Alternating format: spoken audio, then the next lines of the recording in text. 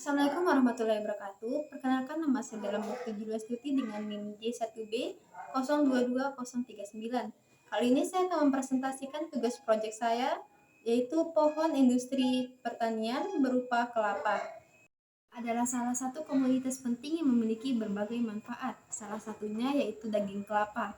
Daging buah kelapa adalah bagian dalam kelapa yang bisa dimakan secara langsung ataupun menjadi bahan baku untuk berbagai produk yang baik makanan maupun minuman. Dari buah kelapa yaitu berupa minyak kelapa. Minyak kelapa yaitu minyak yang diekstraksikan dari daging kelapa.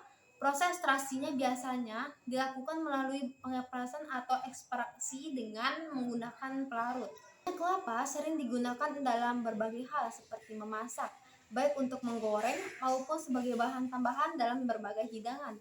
Selain itu, minyak kelapa juga populer dalam produk perawatan kulit dan rambut karena khasiatnya yang memiliki kelembapan dan nutrisi. Perawatan minyak kelapa. Pada umumnya, proses ini dibagi menjadi dua metode. Yang pertama yaitu metode pempresan. Daging kelapa dipres untuk mengeluarkan minyaknya. Metode ini bisa dilakukan secara manual atau tradisional dengan menggunakan alat sederhana ataupun secara industri dengan menggunakan mesin pres modern.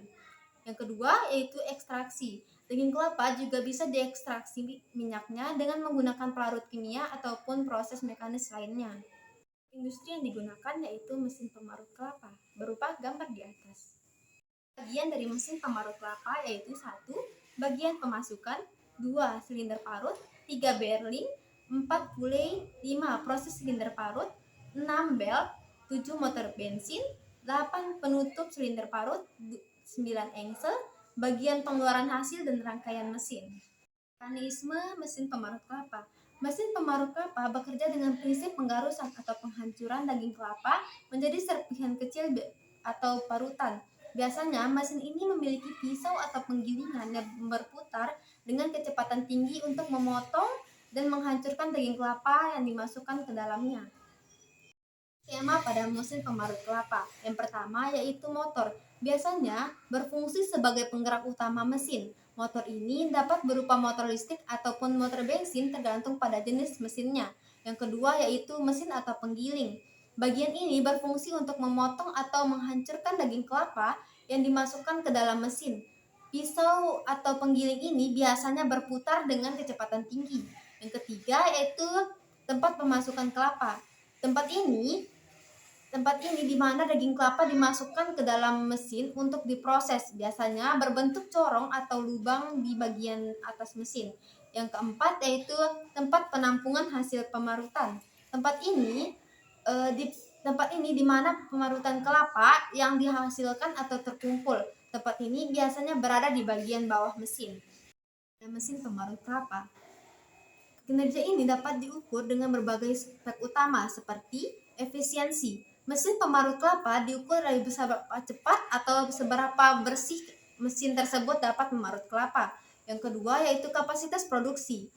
Kapasitas produksi mengacu pada jumlah kelapa yang akan diparut dalam jangka waktu tertentu, misalnya per jam.